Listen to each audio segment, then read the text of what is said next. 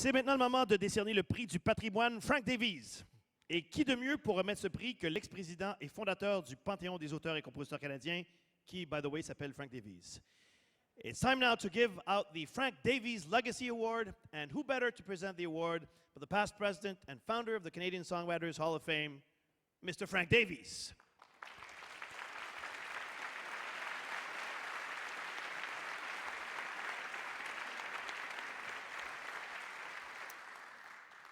This award is given annually at the Canadian Songwriters Hall of Fame Gala to pay tribute to those Canadians working within the music industry who have made significant contributions to the careers of Canadian songwriters.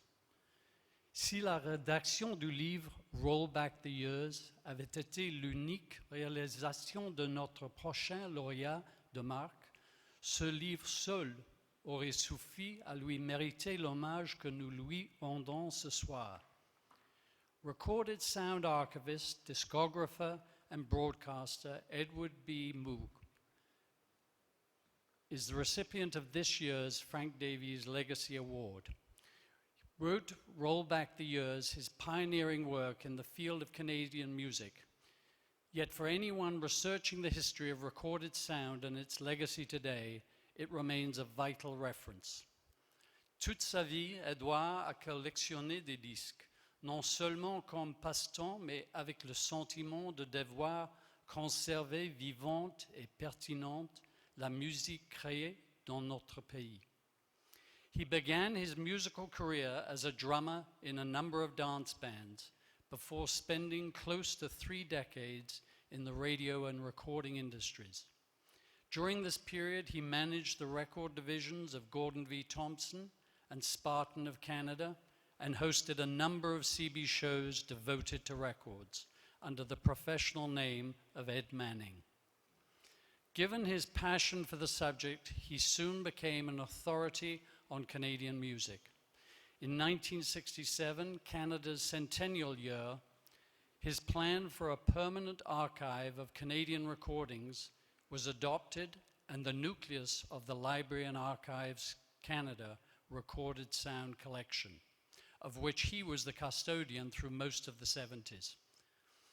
Au cours des ans, Edouard a également mis sur pied nombre d'expositions consacrées à ce sujet, dont l'impressionnant pavillon consacré à 100 ans de documents sonores dans le cadre de l'exposition nationale canadienne de Toronto en 1977. Le public pouvait y voir un étalage d'une maison de disques, un studio d'enregistrement et des objets provenant de la majorité des grandes sociétés canadiennes de l'industrie du disque. Accepting the Frank Davies Legacy Award on behalf of his late father, please welcome George Moogk.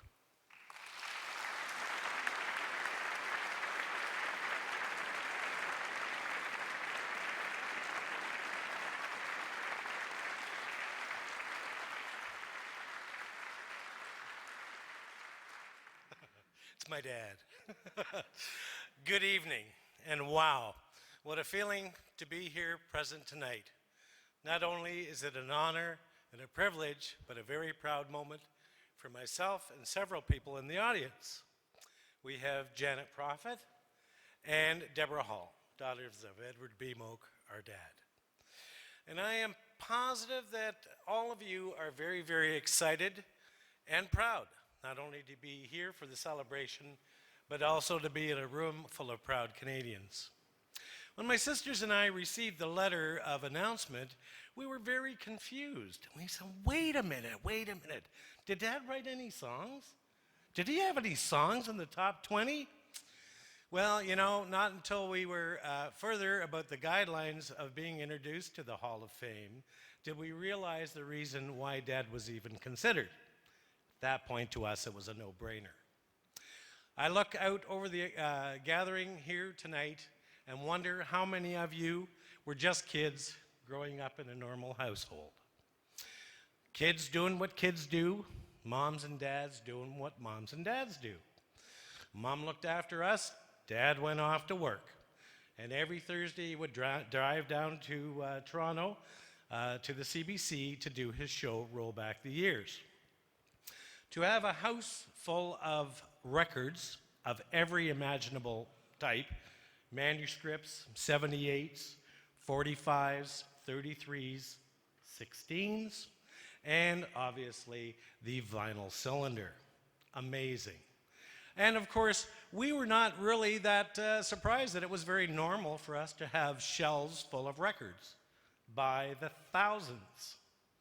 And of course, lots of old phonographs on which he played all genres of music. From opera to jazz to big band, every night. And of course, this was all in preparation for his radio program. The fact that I had a bedroom right next to his Museum of Recorded Sound was serenaded to sleep, and that was a normal occurrence. Not really sure if I was liking at that point in time in my life. At least my sisters, they had the benefit of the sound of carrying straight up to their bedrooms. It was no big deal to us. The sound of scratchy, muffled voice and music would resonate from the louvered speaker boxes of the phonographs. Frequently, he would change the needle on the handle of the record player from a soft needle to a loud needle, much to my mother's dismay. Incredible technology. No question as to why we have such an appreciation of music today, and a very eclectic one at that. Dad was a very shy and humble man, but had a voice that could soothe the heart of anyone.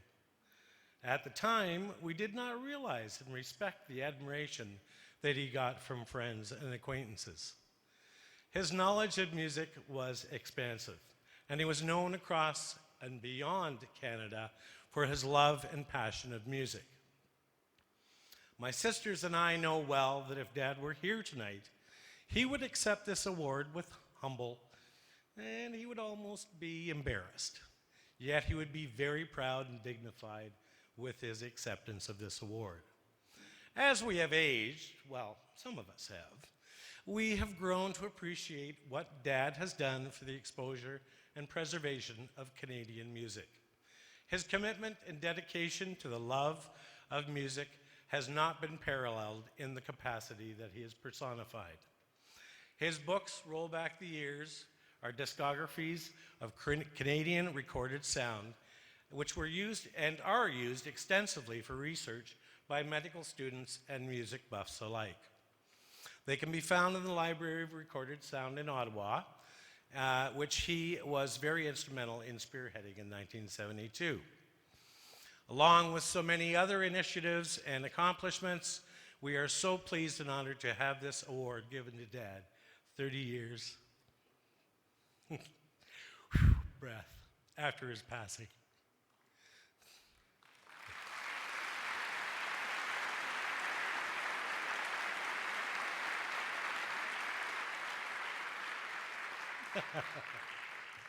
Of course, you realize that we already had him inducted into our Hall of Fame years and years ago. And it is with honor and appreciation that we are here tonight to accept the award on his behalf. We are also very sure that all who knew him in the music world loved him and are proud of him and know how blessed they were to have been touched by his passion and heard his voice for music. You know, I'm not really sure if he could have carried a tune or not, but he certainly had built-in rhythm like no other with his drumming. It's funny, I remember playing several records by Jimi Hendrix when I was a little younger, and Dad would shudder and wince, and he would say, "Oh, that's not music, that's noise." And he would just clear his throat with a Of course, we know that he was comparing Jimmy to the likes of the Duke and the Count and the bass, and yes, I could go on too. Well, even today, the words repeat in my mind and my heart, "If music be the fruit of love, play on." I speak for myself, for my sisters. We are honored and accept Father's Award and induction into the Hall of Fame. Thank you.